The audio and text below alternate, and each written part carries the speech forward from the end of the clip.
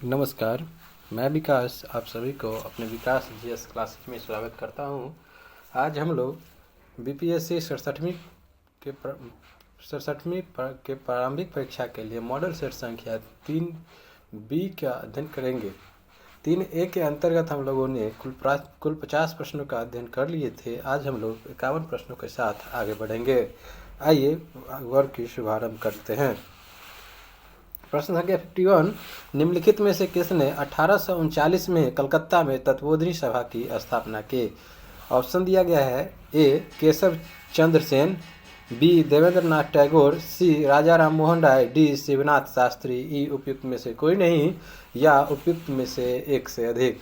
इस प्रश्न का सही उत्तर होगा option number B, Devendra Nath Tagore. Devendra Nath Tagore ने 1839 में कलकत्ता में तत्वोधनी सभा की स्थापना की। प्रश्न संख्या 52, निम्न में से कौन युवा बंगाल आंदोलन से संबंधित है? Option number A Derozio, B Raja Ram Mohan Roy, C Devendra Nath Banerjee, D Soumitra Chatterjee, E उपयुक्त में से कोई नहीं या एक से अधिक। इस प्रश्न का सही उत्तर होगा ऑप्शन नंबर ए डेरोजियो। तो डेरोजियो ने युवा बंगाल आंदोलन से संबंधित है। तो निम्न में से कौन युवा बंगाल आंदोलन से संबंधित है? तो इस प्रश्न का सही उत्तर होगा डेरोजियो। डेरोजियो द्वारा शुरू किए गए आंदोलन को, अगर यहाँ बात करें डेरोजियो के बारे में, तो डेरोजियो द्वारा जो शुरू किया गया आंदोलन था उसे यंग बंगाल मूवमेंट कहा जाता था। क्या कहा जाता था? युवा बंगाल आंदोलन या यंग बंगाल मूवमेंट कहा जाता था। उनके अनुयायियों को डेरोजियन के नाम से जाना जाता था। डेरोजियो के जो अनुयायी थे उसे किस नाम से? तो डेरोजियन। और इनके द्वारा किस आंदोलन का शुरू किया गया? तो वह युवा बंगाल आंदोलन को उन्होंने अर्थात डेरोजियो ने धार्मिक संस्कारों और कर्मकांडों की निंदा की और सामाजिक बुराइयों के उन्मूलन, महिला शिक्षा और महिलाओं की स्थिति में सुधार की गुहार लगाई। तो प्रश्न था निम्नलिखित में से कौन युवा बंगाल आंदोलन से संबंधित है? इस प्रश्न का सही उत्तर होगा डेरोजियो। प्रश्न नंबर 53, निम्नलिखित में से किसे लोकहितवादी के नाम से जाना जाता था? ज्योतिबा फुले, पंडित ईश्वर चंद्र विद्यासागर, गोपाल हरि देशमुख, डी महादेव गोविंद रानाडे, ई उपयुक्त में से कोई नहीं या एक से अधिक। इस प्रश्न का सही उत्तर होगा option number C, Gopal Hari Deshmukh. तो निम्नलिखित में से किसे लोकहितवादी के नाम से जाना जाता था? तो गोपाल हरि देशमुख को लोकहितवादी के नाम से जाना जाता था। गोपाल हरि देशमुख ने हिंदू रूढ़िवादिता पर शक्तिशाली तर्कवादी हमले भी किए और धार्मिक और सामाजिक समानता का उपदेश दिया। तो क्या दिए? तो धार्मिक और सामाजिक समानता का क्या दिए? उपदेश भी दिए और हिंदू रूढ़िवादिता पर शक्तिशाली तर्कवादी हमले भी किए थे। कौन? तो गोपाल हरि देशमुख ने। और गोपाल हरि देशमुख को ही लोकहितवादी के नाम से जाना जाता था।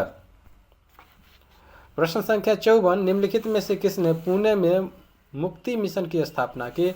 ऑप्शन नंबर ए पंडिता रमाबाई, बी स्वामी दयानंद सरस्वती, सी सावित्रीबाई फुले, डी ज्योतिबा फुले, ई उपयुक्त में से कोई नहीं या एक से अधिक।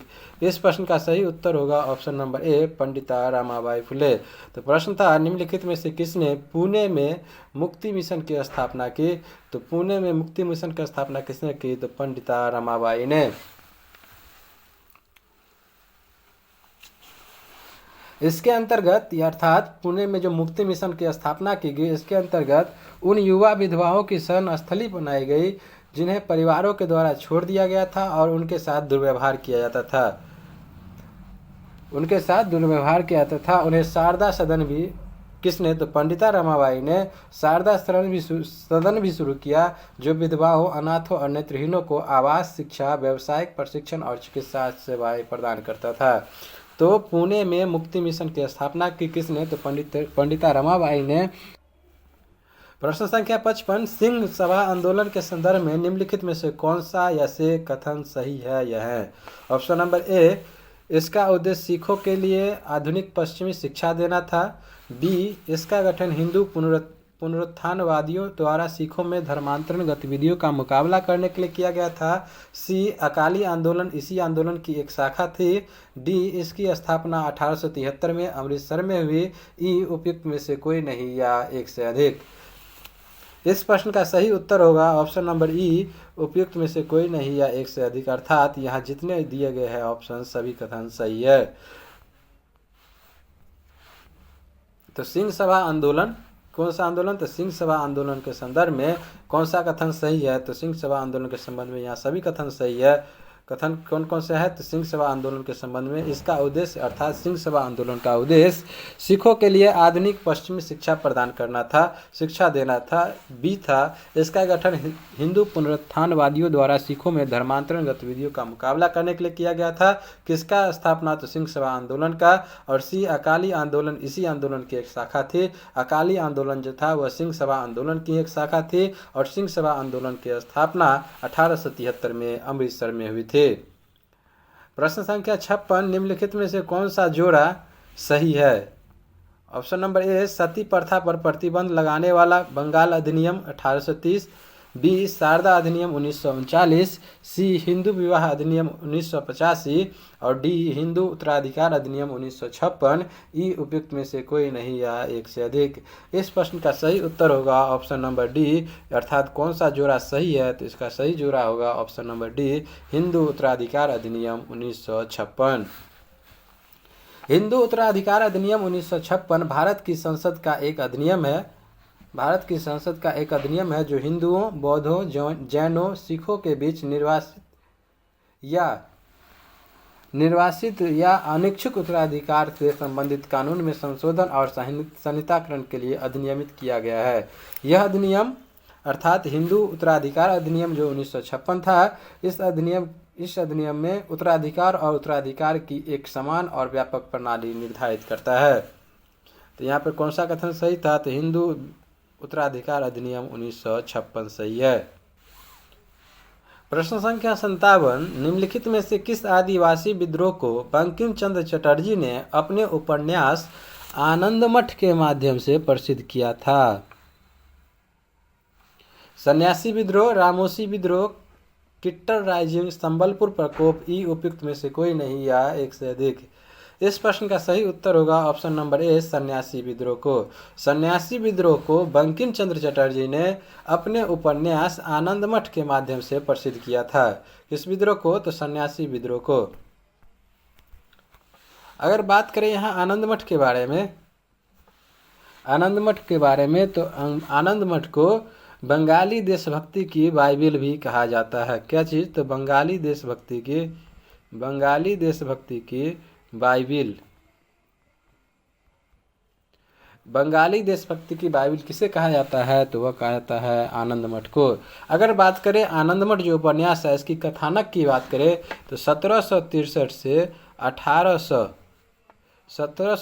से 1800 तक हुए सन्यासी विद्रोह पर आधारित है आनंदमठ का कथानक। और इसके अतिरिक्त अगर बात याद रखना हो तो आनंदमठ से ही हमारा राष्ट्रीय गीत जो वंदे मातरम है इसी ग्रंथ में संकलित है। तो प्रश्न नंबर 57 का सही उत्तर क्या था? ऑप्शन नंबर ए, सन्यासी विद्रोह। प्रश्न नंबर 58, बुंदेलखंड के बुंदेला विद्रोह का नेता कौन था? ऑप्शन नंबर ए, धर राव पवार और नरसिंह दत्तात्रेय पे टक्कर। बी, फोंड सावंत, अग्रणी कुलीन और अन्ना साहिब। सी, मधुकर शाह और जवाहर सिंह। डी, फूलचंद। ई, उपयुक्त में से कोई नहीं या एक से अधिक। इस प्रश्न का सही उत्तर होगा option number C, Madhukar Shah और जवाहर सिंह। बुंदेलखंड के बुंदेला विद्रोह के नेता कौन था? तो बुंदेलखंड के बुंदेला विद्रोह का नेता था मधुकर शाह और जवाहर सिंह। मधुकर शाह और जवाहर सिंह बुंदेलखंड के बुंदेला विद्रोह का नेता था। अगर बात करें बुंदेला विद्रोह हुआ कब था? बुंदेलखंड का बुंदेला विद्रोह तो यह हुआ था 1842 में। कब हुआ था बुंदेला विद्रोह? तो यह हुआ था 1842 में। यह कहाँ पर हुआ था? तो अगर बात करें तो बुंदेलखंड वाली एरिया मध्य भारत में। कहाँ? तो मध्य भारत में खास करके। और बात करें तो गोंडवाना, मालवा और बुंदेलखंड सहित सारे मध्य भारत में यह फैला था बुंदेला विद्रोह। इसमें कौन कौन से इसके नेता थे? तो वह थे मधुकर शाह और जवाहर सिंह। प्रश्न संख्या 59, पागलपंथी विद्रोह कहाँ हुआ था? त्रावणकोर, केरल, पश्चिम बंगाल, सी महाराष्ट्र का पश्चिमी घाट, डी कर्नाटक, ई उपयुक्त में से कोई नहीं या एक से अधिक। इस प्रश्न का सही उत्तर होगा ऑप्शन नंबर बी, पागलपंथी विद्रोह हुआ था पश्चिम बंगाल में।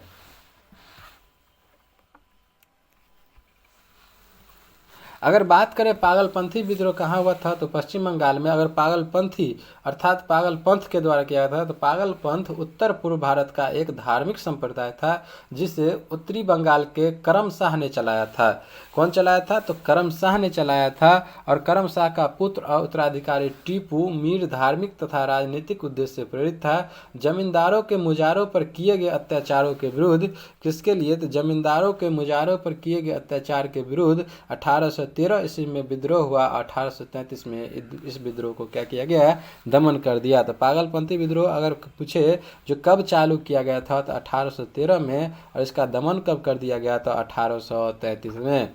तो पागलपंथी विद्रोह कहाँ हुआ था? तो वह हुआ था पश्चिम बंगाल में। पागलपंथ एक धार्मिक संप्रदाय था, उन्हीं के द्वारा पागलपंथी विद्रोह को शुरू किया गया था। क्यों शुरू किया गया था? तो जमींदारों के मुजारे पर जो किया गया अत्याचार था, उसी अत्याचार के विरोध में पागलपंथी विद्रोह का शुरू किया गया था। प्रश्न संख्या 60, मालवा, गुजरात और महाराष्ट्र को किस शासक ने पहली बार जीता? हर्षवर्धन, विक्रमादित्य, स्कंदगुप्त और चंद्रगुप्त मौर्य, ई उपयुक्त में से कोई नहीं या एक से अधिक। इस प्रश्न का सही उत्तर होगा option number D, Chandragupta Maurya. Malwa, Gujarat और महाराष्ट्र को सबसे पहली बार चंद्रगुप्त मौर्य ने ही जीता था। अगर बात करें चंद्रगुप्त मौर्य के बारे में, चंद्रगुप्त मौर्य ने भारत को सर्वप्रथम एक साम्राज्य के अधीन किया। किसके अधीन? सबसे पहले बात किया जाए तो किसने साम्राज्य के अधीन किया? तो वह क्या था? चंद्रगुप्त मौर्य ने। और चंद्रगुप्त मौर्य के समय शासनकाल कहाँ से कहाँ तक था? तो वह था अफगानिस्तान से लेकर के कर्नाटक तक। कर्नाटक तक इसका विस्तार था चंद्रगुप्त मौर्य का शासन। उन्होंने ही सर्वप्रथम मालवा, गुजरात और महाराष्ट्र को जीतकर मौर्य साम्राज्य का भाग बना लिया था। तो मालवा, गुजरात, महाराष्ट्र को किस शासक ने पहली बार जीता? तो चंद्रगुप्त मौर्य ने। प्रश्न संख्या 61, वैदिक गणित का सबसे महत्वपूर्ण पाठ निम्नलिखित में कौन है? शतपथ ब्राह्मण, अर्थवेद, शूल सूत्र, छांदोग्य उपनिषद, ई उपयुक्त में से कोई नहीं या एक से अधिक। इस प्रश्न का सही उत्तर होगा ऑप्शन नंबर सी, शूल सूत्र। वैदिक गणित का सबसे महत्वपूर्ण पाठ निम्नलिखित में से कौन है? तो वह है शूल सूत्र। शूल सूत्र जो है, शूल सूत्र वह है स्रोत सूत्रों का एक हिस्सा है। किसका हिस्सा है? तो स्रोत सूत्रों का एक हिस्सा है। इसमें वेदों के निर्माण से संबंधित ज्यामितीय शामिल है। किसमें? तो शूल सूत्र में वेदों के निर्माण से संबंधित ज्यामितीय शामिल है। प्रमुख शूलवा सूत्र की अगर बात करें तो बौधायन, मानव आप स्तंभ और कात्यायन। अगर बात करें शूल सूत्र के अंतर्गत ही, तो शूल सूत्र जो है यह भारतीय ज्यामितीय का एक प्राचीनतम ग्रंथ है। और शूल सूत्रों की रचना 800 ईसा पूर्व से लेकर के 200 ईसा पूर्व के मध्य की गई। तो शूल सूत्र की रचना कब की गई? तो 800 ईसा पूर्व से 200 ईसा पूर्व के मध्य। और वैदिक गणित का सबसे महत्वपूर्ण पाठ निम्नलिखित में से कौन सा है? तो वह है शूल सूत्र। अगर बात करें शूल सूत्र किसका हिस्सा है? तो स्रोत सूत्रों को। प्रमुख शूलवा सूत्र की अगर बात की जाए तो बौधायन, मानव आपस्पंदन और कात्यायन। अगर बात किया जाए भारतीय ज्यामिति का प्राचीनतम ग्रंथ कौन है? तो वह भी है शूल सूत्र। और इसका निर्माण कब किया गया था? इसकी रचना अर्थात शूल सूत्र का रचना 800 ईसा पूर्व से लेकर के 200 ईसा पूर्व के मध्य। तो वैदिक गणित का सबसे महत्वपूर्ण पाठ निम्नलिखित में से कौन है? तो वह है शूल सूत्र। प्रश्न नंबर 62, पेरिप्लस ऑफ एरिथ्रियन सी नामक पुस्तक का लेखक कौन है? एरियन, जस्टिन, मेगास्थनीज, अज्ञात नाविक समूह, ई उपयुक्त में से कोई नहीं या एक से अधिक। इस प्रश्न का सही उत्तर होगा ऑप्शन नंबर डी, अज्ञात नाविक समूह। पेरिप्लस ऑफ एरिथ्रियन सी नामक पुस्तक के लेखक अज्ञात नाविक समूह है।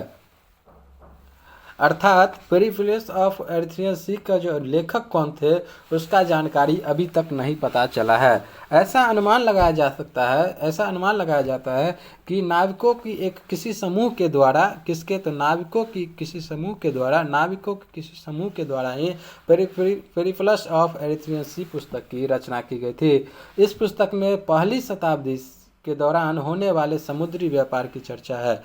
किसकी चर्चा है? तो पहली शताब्दी के दौरान जो होती थी समुद्री व्यापार, उसकी चर्चा किया गया। किस में? तो पेरिप्लस ऑफ एरिथ्रियन से। तो इसका लेखक कौन है इसकी जानकारी अभी तक नहीं मिला है, अर्थात अज्ञात नाविक समूह, किसी नाविक समूह के द्वारा इसकी रचना किया गया होगा।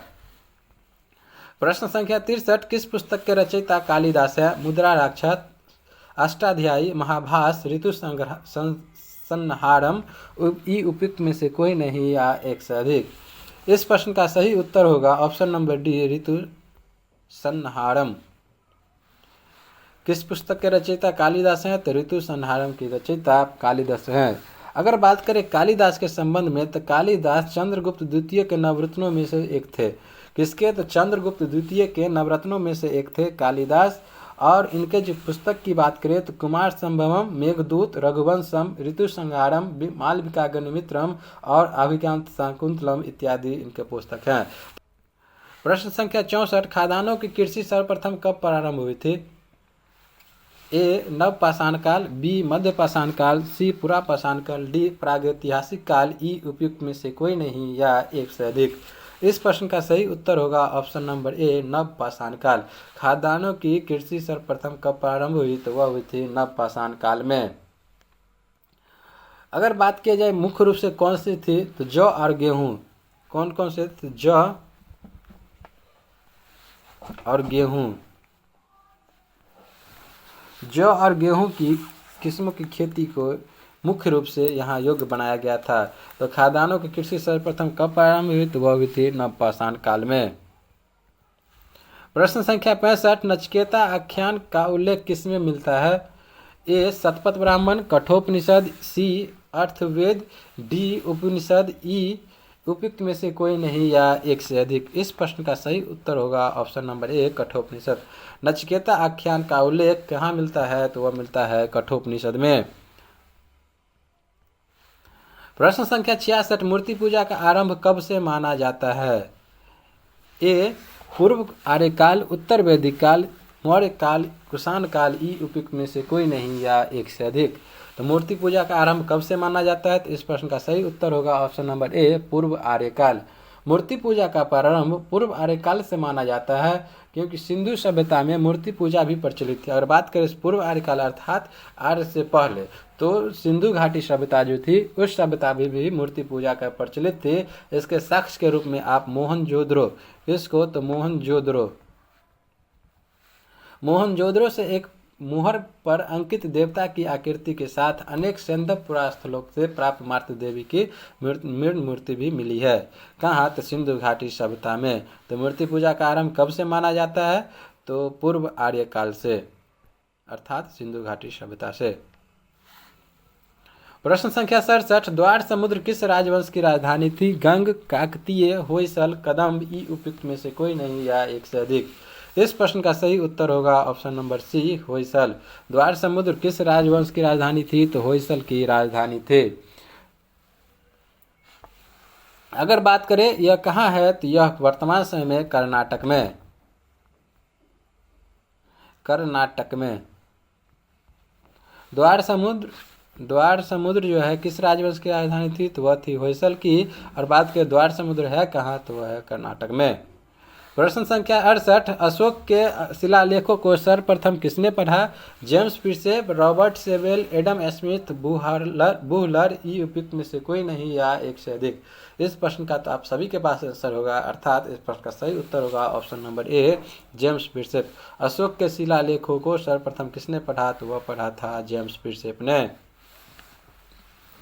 अगर यहाँ बात करें अशोक की, तो मौर्य सम्राट अशोक के इतिहास की संपूर्ण जानकारी जो है कहाँ से मिलती है? तो उनके अभिलेख से ही मिलता है। यह माना जाता है कि अशोक को अभिलेख की प्रेरणा कहाँ से मिली थी? तो अशोक को अभिलेख की प्रेरणा कहाँ से मिली थी? तो वह मिला था ईरान के शासक डेरियस से, किससे? तो डेरियस जो थे ईरान के शासक, उनसे ही अशोक को अभिलेखों की प्रेरणा मिली थी। और अशोक के लगभग कितने, तो लगभग 40 अभिलेख प्राप्त हुए हैं। अगर बात किया जाए तो कितने अभिलेख अभी तक अशोक के प्राप्त हुए, तो 40 अभिलेख प्राप्त हुए हैं। ये कितने लिपि में, कितनी लिपियों में अभी तक जो मिले हैं 40 अभिलेख, तो 3 लिपि में अभी तक हम लोग को मिले। पहला लिपि की बात करें तो वह कौन है, तो पहला है ब्राह्मी, दूसरा है खरोष्टी और तीसरा है अरामाई ग्रीक। सम्राट अशोक के ब्राह्मी लिपि में लिखित संदेश को सर्वप्रथम कौन पढ़ा था, तो सर्वप्रथम अलेक्जेंडर, सबसे पहले जेम्स प्रिंसेप ने पढ़ा था। और जेम्स प्रिंसेप और पूछे तो किसके सहकर्मी थे, तो वह थे अलेक्जेंडर कनिंघम के। अगर बात करें अशोक के अभिलेख को कितने भाग में विभाजित किया था, 3 भागों में। पहला तो था शिलालेख, उसके बाद है स्तंभ लेख, उसके बाद है गुहालेख। तो अशोक के अभिलेख को कितने भागों में बांटा जाता है, तो 3 भाग में, शिलालेख, स्तंभ लेख और गुहालेख। और इसके कितने लिपि थी, तो 3, ब्राह्मी, खरोष्टी और आर्मेयिक ग्रीक लिपि। इसके अभी तक कितने अभिलेख मिल चुके हैं अशोक के, तो वह 40 अभिलेख मिल चुके हैं। अशोक के अभिलेख को पढ़ा किसने, तो वह पढ़ा था जेम्स प्रिंसेप ने। जेम्स प्रिंसेप कौन थे, तो अलेक्जेंडर के सहकर्मी थे। प्रश्न संख्या 68, तारीख ए शेरशाही की रचना किस शासक ने की थी? अकबर, शेरशाह, हुमायूं, जहांगीर, ई उपयुक्त में से कोई नहीं या एक से अधिक। इस प्रश्न का सही उत्तर होगा ऑप्शन नंबर ए, अकबर। तारीख ए शेरशाही की रचना अकबर के समय में हुई थी। किस शासक के समय हुई? तारीख ए शेरशाही की तो अकबर के समय के हुई थी। किसके द्वारा? तो तारीख ए शेरशाही अकबर के आदेश पर ही, किसके आदेश पर? तो अकबर के आदेश पर, अर्थात अकबर के समय में ही अब्बास खां शेरवानी के द्वारा लिखी गई। किसके द्वारा? तो अब्बास खां शेरवानी के द्वारा लिखी गई थी। यह शेरशाह के शासन और प्रशासनिक कार्यों की जानकारी का सबसे महत्वपूर्ण स्रोत है। प्रश्न नंबर 70, शुद्ध अरबी सिक्के चलाने वाला प्रथम तुर्क सुल्तान कौन था? कुतुबुद्दीन ऐबक, बलबन, अलाउद्दीन खिलजी, इल्तुतमिश। इस प्रश्न का सही उत्तर होगा ऑप्शन नंबर डी, इल्तुतमिश। शुद्ध अरबी जो सिक्के थे चलाने वाला प्रथम तुर्क शासक था, वह था इल्तुतमिश। इल्तुतमिश के द्वारा शुद्ध अरबी सिक्के सबसे पहले चलाया गया था।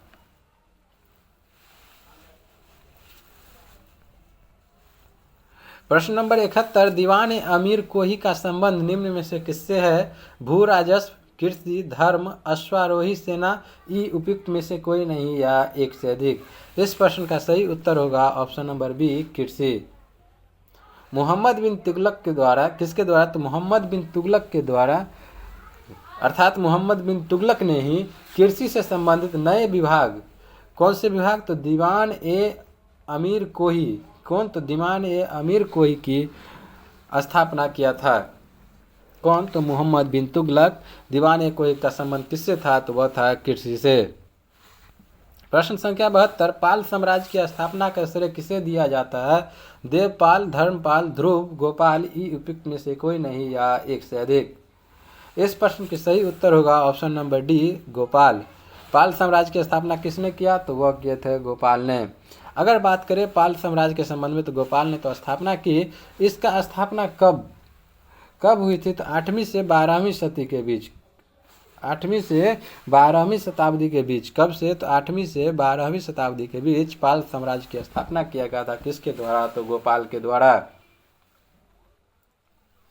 इस साम्राज्य की स्थापना की थी किसने? तो वह गोपाल ने किया था। और पाल शासकों ने कला एवं शिक्षा को प्रश्रय दिया और बिहार बंगाल के क्षेत्र में कांस्य प्रतिमाओं का निर्माण पाल शासकों के काल में आकर्षक तरीके से हुआ। इसके अलावा विक्रमशिला केंद्र सहित कई अन्य महाविहारों की स्थापना किया गया। किसमें? तो पाल साम्राज्य के समय गोपाल के द्वारा ही।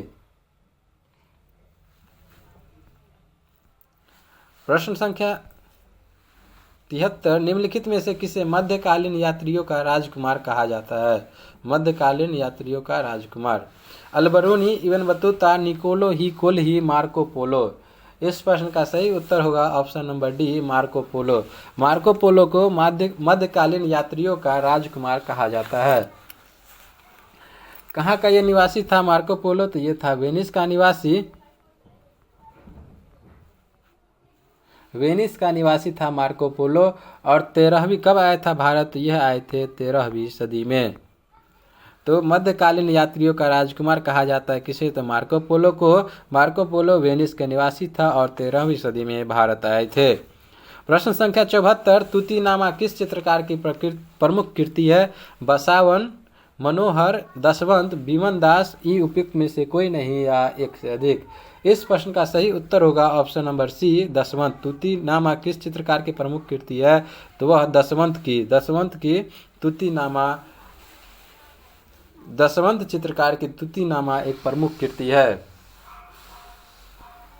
तूतीनामा एवं खानदान एवं तैमूरिया इसकी प्रमुख। इसके अतिरिक्त अगर बात करें दशवंत की कौन कौन से है, तो पहला तो तूतीनामा, दूसरा है खानदान और तीसरा है तैमूरिया।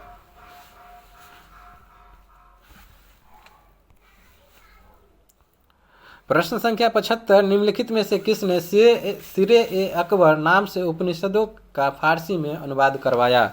अकबर, औरंगजेब, दारा शिकोह, शाहजहां, उपयुक्त में से कोई नहीं या एक से अधिक। इस प्रश्न का सही उत्तर होगा ऑप्शन नंबर ए, अकबर। अकबर ने सिरे-ए-अकबर नाम से उपनिषदों का फारसी में अनुवाद कराया। किसने सिरे-ए-अकबर नाम से उपनिषदों का फारसी में अनुवाद कराया? तो वह कराया था अकबर ने। प्रश्न संख्या 76, दिल्ली सल्तनत के सभी सुल्तानों में सर्वाधिक समय तक शासन निम्नलिखित में से किसने किया? बहलोल लोदी, सिकंदर लोदी, फिरोज शाह तुगलक, मोहम्मद बिन तुगलक, उपयुक्त में से कोई नहीं या एक से अधिक। इस प्रश्न का सही उत्तर होगा ऑप्शन नंबर ए, बहलोल लोदी। दिल्ली सल्तनत के जितने भी सुल्तान थे, सभी सुल्तानों में सर्वाधिक समय तक शासन करने वाला शासक कौन था? तो वह था बहलोल लोदी। 1451 से लेकर के 89 तक, 1451 से 1489 तक शासन किया था बहलोल लोदी ने। अर्थात दिल्ली सल्तनत के जितने भी सुल्तान थे, सभी सुल्तानों में सर्वाधिक समय तक शासन किया किसने? तो वह बहलोल लोदी ने। कब से कब तक? तो 1451 से लेकर के 1489 तक। प्रश्न संख्या 77, भारत छोड़ो आंदोलन के दौरान जयप्रकाश नारायण साथियों समेत किस जेल से भागने में कामयाब रहे? Bankipur central jail, Hazaribagh central jail, Ranchi central jail, Muzaffarpur central jail, उपयुक्त में से कोई नहीं या एक से अधिक। तो भारत छोड़ो आंदोलन के दौरान जयप्रकाश नारायण अपने साथियों के समेत किस जेल से भागने में कामयाब रहे? तो इस प्रश्न का सही उत्तर होगा option number B, Hazaribagh central jail. Hazaribagh central jail से जयप्रकाश अपने साथियों के साथ भागने में कामयाब रहे। अगर बात करें कब भागे थे, तो वह भागे थे 9 नवंबर को। 9 नवंबर को किस दिन था? तो वह था दिवाली का समय। दिवाली के रात अर्थात 9 नवंबर को दिवाली के रात में जयप्रकाश नारायण ने अपने साथियों के साथ, वह साथी कौन कौन से थे? तो रामानंद मिश्र, योगेंद्र शुक्ला, गुलाब चंद्र गुप्त, सूरज नारायण सिंह इत्यादि इनके जो साथी थे, अतिरिक्त और भी कई साथी थे, उन सभी साथियों के साथ इन्होंने हजारीबाग सेंट्रल जेल से भाग करके नेपाल चले गए थे। और नेपाल पहुंचकर ही जयप्रकाश नारायण ने हजारीबाग सेंट्रल जेल से अपने साथियों के साथ भाग करके नेपाल पहुंचकर ही आज़ाद दस्ता का, किसका गठन किया था जयप्रकाश नारायण ने? तो आज़ाद दस्ता का गठन किया था। आज़ाद दस्ता का गठन किसने किया? तो जयप्रकाश नारायण ने। कहाँ किया? तो नेपाल में। प्रश्न संख्या 78, दिल्ली सल्तनत के किस सुल्तान ने मुंगेर के क्षेत्र को बिहार एवं बंगाल की सीमा रेखा निर्धारित की? मोहम्मद बिन तुगलक, फिरोज शाह तुगलक, इल्तुतमिश, सिकंदर लोदी, उपयुक्त में से कोई नहीं या एक से अधिक। इस प्रश्न का सही उत्तर होगा option number D, Sikandar Lodi ने। दिल्ली सुल्तनत के सिकंदर लोदी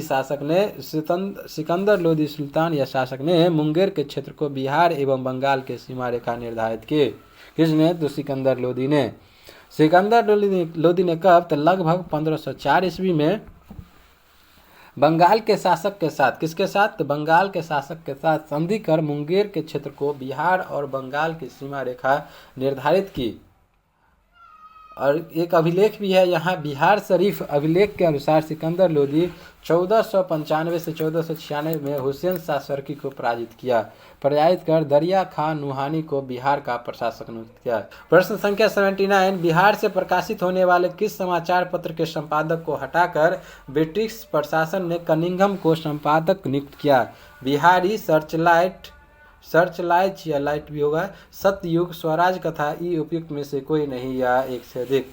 इस प्रश्न का सही उत्तर होगा ऑप्शन नंबर ए, बिहारी। बिहार से प्रकाशित होने वाले समाचार पत्र जो थे, बिहारी समाचार पत्र के संपादक को हटाकर ब्रिटिश प्रशासन ने कनिंघम को संपादन नियुक्त किया। किसको हटा दिया था? तो वह बिहारी समाचार पत्र के संपादक को हटा दिया था। उस समय कौन थे? तो इसका याद रखिएगा, अक्टूबर 1913। अक्टूबर 1913 में कौन थे? तो बाबू महेश्वरी प्रसाद। इसके संपादक कौन थे? तो बाबू महेश्वरी प्रसाद को हटा करके कनिंघम को संपादन नियुक्त किया गया था। प्रश्न संख्या 80, असहयोग आंदोलन के दौरान किस बिहारी ने राय साहब की उपाधि लौटा दी और अवैतनिक मजिस्ट्रेट के पद से इस्तीफा दे दिया? महेंद्र प्रसाद, अनुग्रह नारायण सिंह, नवाब सरफराज हुसैन खां, राजेंद्र प्रसाद, ई उपयुक्त में से कोई नहीं या एक से अधिक। इस प्रश्न का सही उत्तर होगा ऑप्शन नंबर ए, महेंद्र प्रसाद। महेंद्र प्रसाद कौन थे? तो वह थे राजेंद्र प्रसाद के भाई। राजेंद्र प्रसाद के भाई महेंद्र प्रसाद थे। महेंद्र प्रसाद ने ही असहयोग आंदोलन के दौरान किस बिहारी ने? तो महेंद्र प्रसाद ने राय साहब की उपाधि लौटा दी और अवैतनिक मजिस्ट्रेट के पद से इस्तीफा दे दिया। तो कौन? तो महेंद्र प्रसाद ने असहयोग आंदोलन के दौरान जो थे राय साहब की उपाधि मिला हुआ, उस राय साहब की उपाधि को क्या की? लौटा दी और अवैतनिक मजिस्ट्रेट के पद से इस्तीफा दे दिए। और इसी आंदोलन के समय किस आंदोलन? तो असहयोग आंदोलन के समय में ही कई अधिकारियों ने त्याग पत्र दे दिया और स्कूल कॉलेजों को भी छोड़ दिया था विद्यार्थियों ने। प्रश्न संख्या 81, हाल ही में कौन सा देश एससीओ का 9वां सदस्य देश बना है? ईरान, इराक, सऊदी अरब, इजराइल, ई उपयुक्त में से कोई नहीं या एक से अधिक। इस प्रश्न का सही उत्तर होगा ऑप्शन नंबर ए, ईरान। संघाई सहयोग संगठन अर्थात एससीओ, संघाई कोऑपरेशन ऑर्गेनाइजेशन अर्थात संघाई सहयोग संगठन के 21वें शिखर सम्मेलन में, किसमें?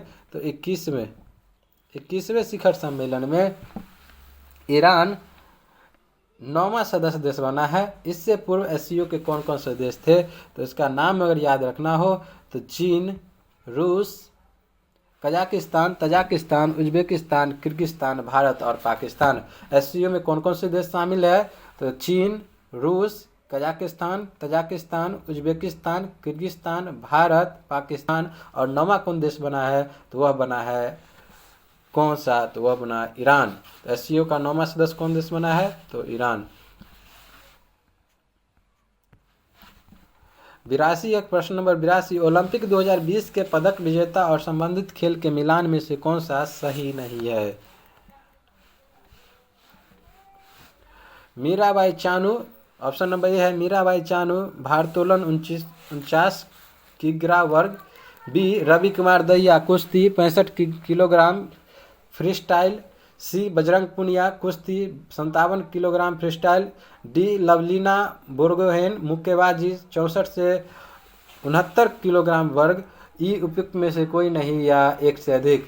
इस प्रश्न का सही उत्तर होगा ऑप्शन नंबर ई, उपयुक्त में से कोई नहीं या एक से अधिक, अर्थात ऑप्शन नंबर बी और सी गलत है। कौन कौन से गलत है यहाँ? तो बी और सी, यानी अर्थात एक से अधिक गलत है। तो इसका सही उत्तर था ई। रवि कुमार दहिया ने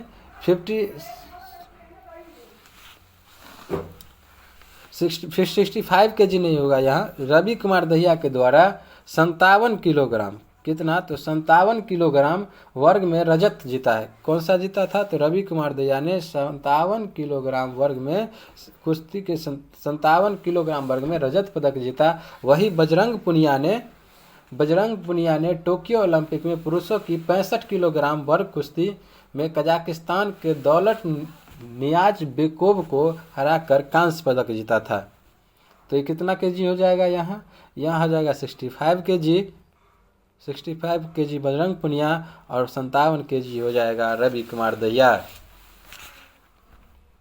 तो इस प्रश्न का सही उत्तर क्या था? तो ऑप्शन नंबर ई, अर्थात 2 ऑप्शन गलत था, बी और सी।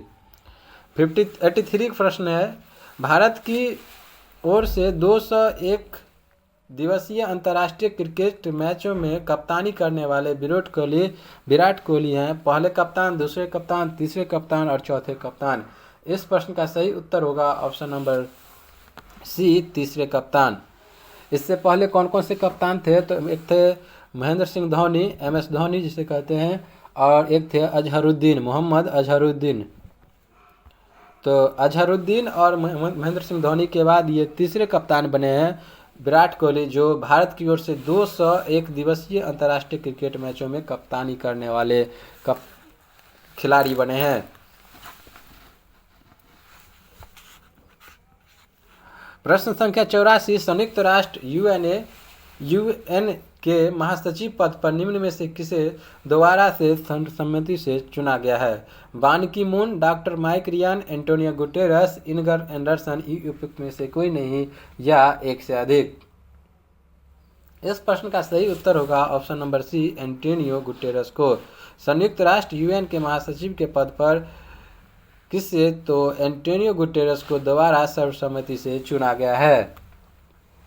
अगर बात करें एंटोनियो गुटेरस की, तो यह पुर्तगाल के पूर्व प्रधानमंत्री रहे हैं एंटोनियो गुटेरस, और इनका कार्यकाल की बात करें तो 1 जनवरी 2022 से पुनः इनका कार्यकाल शुरू हो चुका है। और इसमें कौन कौन से शामिल है यूएन में, अर्थात संयुक्त राष्ट्र में? अमेरिका, रूस, चीन, फ्रांस और ब्रिटेन। यूएन में कौन कौन से शामिल है संयुक्त राष्ट्र में? तो अमेरिका, चीन, रूस, फ्रांस और ब्रिटेन। प्रश्न नंबर 85, निम्न में से कौन से महिला खिलाड़ी टेस्ट मैच की दोनों पारियों में अर्धशतक बनाने वाली पहली भारतीय एवं दुनिया की चौथी बल्लेबाज बन गई है? ऑप्शन नंबर ए, स्मृति मंधाना, मिताली राज, हरमनप्रीत कौर, शेफाली वर्मा, उपयुक्त में से कोई नहीं या एक से अधिक? इस प्रश्न का सही उत्तर होगा option number D, Shafali Verma. Shafali Verma ने महिला खिलाड़ी क्रिकेट मैच की दोनों पारियों में अर्धशतक बनाने वाली पहली भारतीय एवं दुनिया की चौथी बल्लेबाज बन गई है। कौन? तो शेफाली वर्मा। प्रश्न संख्या 86, कनाडा के प्रधानमंत्री जस्टिन ट्रूडो ने देश के सुप्रीम कोर्ट में पहले किस अश्वेत व्यक्ति और भारतवंशी को जज के रूप में नामित किया? Option number A, Mahmood Jamal, B, Rahul Sachdeva, C, Vijay Shankar, D, Srinivasan, उपयुक्त में से कोई नहीं या एक से अधिक? इस प्रश्न का सही उत्तर होगा option number A, Mahmood Jamal. Canada के प्रधानमंत्री जस्टिन ट्रूडो ने देश के सुप्रीम कोर्ट में पहले महमूद जमाल अश्वेत व्यक्ति, किस अश्वेत व्यक्ति का? तो पहले महमूद जमाल अश्वेत व्यक्ति और भारतवंशी, अर्थात भारतवंश कहीं हैं, महमूद जमाल को जज के रूप में नामित किया गया है। किसे? तो महमूद जमाल को। कहाँ का? तो कनाडा में। प्रश्न संख्या 87, हाल ही में किस अफ्रीकी देश में 1098 कैरेट के दुनिया के तीसरे सबसे बड़े डायमंड की खोज की गई? घाना, बोत्सवाना, केन्या, अल्जीरिया। उपयुक्त में से कोई नहीं या एक से अधिक? इस प्रश्न का सही उत्तर होगा ऑप्शन नंबर बी, बोत्सवाना। अफ्रीकी देश बोत्सवाना में 1098 कैरेट के दुनिया के तीसरे सबसे बड़े डायमंड की खोज की गई है। प्रश्न संख्या 88, विश्व शरणार्थी दिवस निम्न में से किस दिन मनाया जाता है? 10 जनवरी, 12 मार्च, 20 जून, 20 अप्रैल। उपयुक्त में से कोई नहीं या एक से अधिक? इस प्रश्न का सही उत्तर होगा ऑप्शन नंबर सी, 20 जून को। विश्व शरणार्थी दिवस किस दिन मनाया जाता है? तो 20 जून को विश्व भर के शरणार्थियों के लिए विश्व शरणार्थी दिवस मनाया जाता है। किसके द्वारा? तो याद रखिएगा, संयुक्त राष्ट्र द्वारा। किसके द्वारा? तो संयुक्त राष्ट्र द्वारा प्रतिवर्ष 20 जून को विश्व शरणार्थी दिवस के रूप में आयोजित किया जाता है। इस दिवस के आयोजन का प्राथमिक उद्देश्य की अगर बात करें तो इसका प्राथमिक उद्देश्य है विश्व भर में आम जनमानस के बीच शरणार्थियों की स्थिति के प्रति जागरूकता बढ़ाना। यह दिवस मुख्यतः उन लोगों के प्रति समर्पित है जिन्हें प्रताड़ना, संघर्ष और हिंसा की चुनौतियों के कारण अपना देश छोड़कर बाहर भागने को मजबूर होना पड़ता है। प्रश्न संख्या 89, निम्न में से किस देश ने बिटकॉइन को कानूनी मान्यता देने वाला दुनिया का पहला देश बन गया? El Salvador, Guatemala, Nicaragua, Jamaica. उपयुक्त में से कोई नहीं या एक से अधिक? इस प्रश्न का सही उत्तर होगा ऑप्शन नंबर ए, अल सल्वाडोर। अल सल्वाडोर ने कौन से देश? तो अल सल्वाडोर ने बिटकॉइन को कानूनी मान्यता देने वाला दुनिया का पहला देश बन गया है। कौन सा देश है? तो वह है अल सल्वाडोर। प्रश्न संख्या 90, निम्न में से किस अंतर्राष्ट्रीय बॉक्सर एवं 1998 एशियाई खेलों के स्वर्ण पदक विजेता का निधन हो गया? राहुल सचदेवा, डिंको सिंह, मोहन अग्रवाल, प्रमोद सिंह, ई उपयुक्त में से कोई नहीं या एक से अधिक? इस प्रश्न का सही उत्तर होगा option number B, Dingko Singh. तो डिंको सिंह जो कि एक अंतर्राष्ट्रीय बॉक्सर थे और डिंको सिंह का क्या थे, एक अंतर्राष्ट्रीय बॉक्सर थे और वर्ष 1998 में एशियाई खेलों के स्वर्ण पदक भी मिला था। किसे? तो डिंको सिंह के। अगर बात करें डिंको सिंह किस राज्य से संबंधित है, किस राज्य से संबंधित है, तो वह है मणिपुर से। प्रश्न संख्या 91, निम्न में से किस राज्य सरकार ने असंगठित क्षेत्रों के श्रमिकों के लिए ई निर्माण पोर्टल एवं मोबाइल ऐप को लॉन्च किया है? बिहार, पंजाब, झारखंड और गुजरात। इस प्रश्न का सही उत्तर होगा option number D, Gujarat. Gujarat सरकार के द्वारा असंगठित क्षेत्रों के श्रमिकों के लिए ई निर्माण पोर्टल एवं मोबाइल ऐप को लॉन्च किया गया है। अगर यहाँ हम लोग बात करें गुजरात के मुख्यमंत्री कौन है, तो वह है विजय रूपानी। प्रश्न संख्या 92, विश्व बैंक ने भारत की अर्थव्यवस्था को 2022 में कितने प्रतिशत की दर से बढ़ने का अनुमान लगाया है? 4.5%, 7.5%, 9.5%, 8.5%। ई उपयुक्त में से कोई नहीं या एक से अधिक? इस प्रश्न का सही उत्तर होगा 7.5%। विश्व बैंक ने भारत की अर्थव्यवस्था को 2022 में 7.5% की दर से बढ़ने का अनुमान लगाया है। प्रश्न संख्या 93, किस राज्य की वाटर ब्यूरियल को 67वें राष्ट्रीय फिल्म पुरस्कार 2021 में पर्यावरण संरक्षण पर सर्वश्रेष्ठ फिल्म राष्ट्रीय पुरस्कार मिला है? पंजाब, दिल्ली, असम, अरुणाचल प्रदेश। ई उपयुक्त में से कोई नहीं या एक से अधिक? इस प्रश्न का सही उत्तर होगा option number D, Arunachal Pradesh. Arunachal Pradesh राज्य की वाटर ब्यूरियल को 67वें राष्ट्रीय फिल्म पुरस्कार 2021 में पर्यावरण संरक्षण पर सर्वश्रेष्ठ फिल्म पुरस्कार मिला है। किसके? तो वाटर ब्यूरियल कहाँ से संबंध है, किस राज्य के? तो अरुणाचल प्रदेश से। इसके निर्देशक की बात करें, वाटर ब्यूरियल जो फिल्म है इसके निर्देशक कौन है? तो इसके निर्देशक है शांतनु सेन।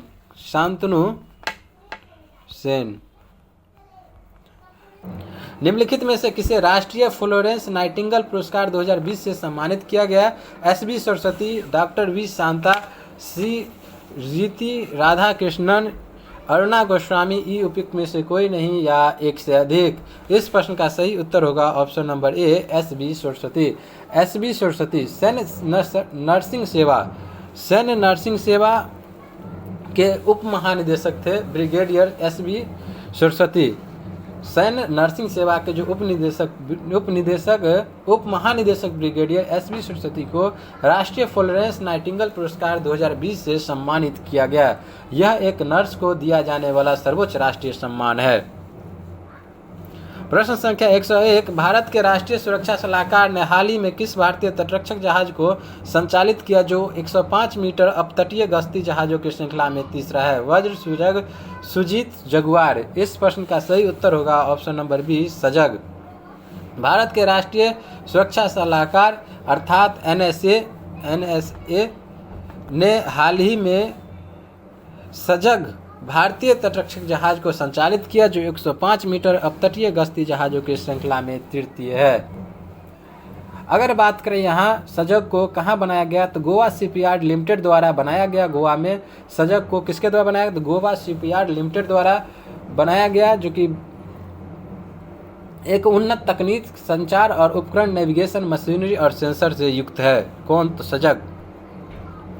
प्रश्न संख्या 102, केंद्रीय मंत्रिमंडल ने टिकाऊ शहरी विकास के क्षेत्र में सहयोग के लिए भारत और किस देश के बीच समझौता ज्ञापन को हाल ही में मंजूरी दी? नेपाल, श्रीलंका, बांग्लादेश, मालदीव। ई में से कोई नहीं या एक से अधिक? इस प्रश्न का सही उत्तर होगा ऑप्शन नंबर डी, मालदीव।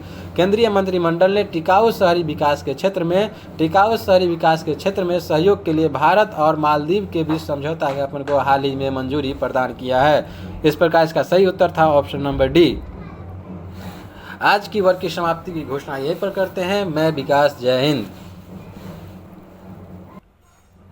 प्रश्न संख्या 94, भारतीय रिजर्व बैंक ने विश्ववीर आहूजा को किस बैंक के प्रबंध निदेशक और सीईओ के रूप में नियुक्त करने की मंजूरी दी है? Option number A Punjab National Bank, B RBL Bank, C Bharatiya State Bank, D Dena Bank, E उपयुक्त में से कोई नहीं, एक से अधिक। इस प्रश्न का सही उत्तर होगा option number B RBL bank.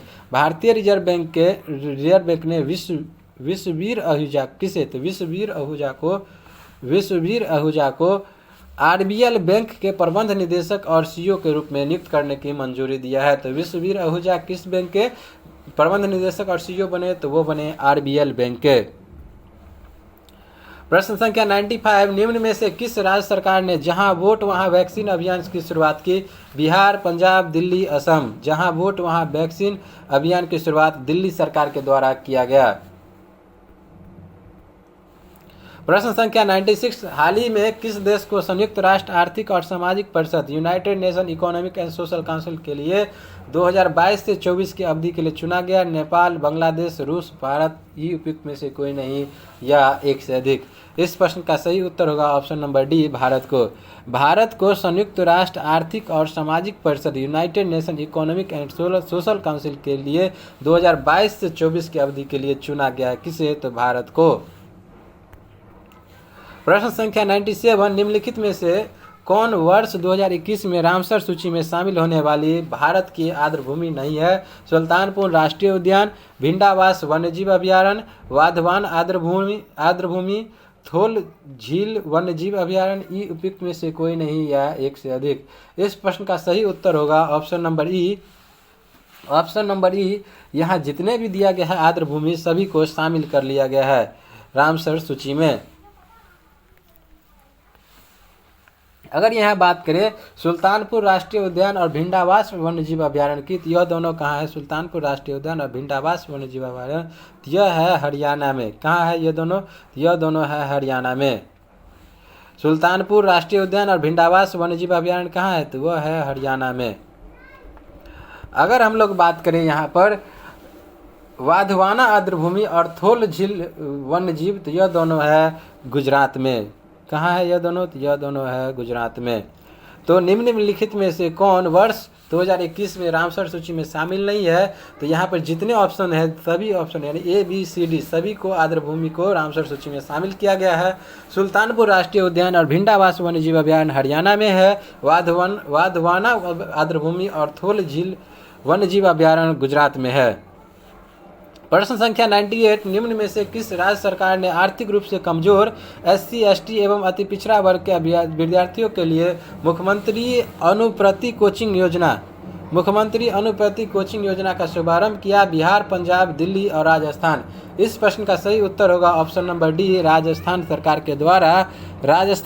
के द्वारा आर्थिक रूप से कमजोर एससी, एसटी और अति पिछड़ा वर्ग के विद्यार्थियों के लिए मुख्यमंत्री अनुप्रति कोचिंग योजना का शुभारंभ किया गया है। तो मुख्यमंत्री अनुप्रति कोचिंग योजना का शुभारंभ किस सरकार के द्वारा? तो राजस्थान सरकार के द्वारा चालू किया गया है। प्रश्न संख्या 99, किस देश के पूर्व प्रधानमंत्री अनिरुद्ध जगन्नाथ का 91 साल की उम्र में 3 जून 2021 को निधन हो गया? मॉरिशस, श्रीलंका, नेपाल, भूटान, ई उपयुक्त में से कोई नहीं या एक से अधिक। इस प्रश्न का सही उत्तर होगा ऑप्शन नंबर ए मॉरिशस। मॉरिशस के प्रधानमंत्री अनिरुद्ध जगन्नाथ का 91 साल की उम्र में निधन हो गया है। अगर बात करें ये जो अनिरुद्ध जगन्नाथ थे, इनका भारत के साथ संबंध, तो इनका भारत का बहुत बढ़िया संबंध था और इन्हें भारत और हिंदी के प्रति खास लगाव के लिए पहचाने जाते थे। कौन? तो अनिरुद्ध जगन्नाथ। इसके लिए इन्हें प्रथम प्रवासी भारतीय सम्मान से भी नवाजा गया था।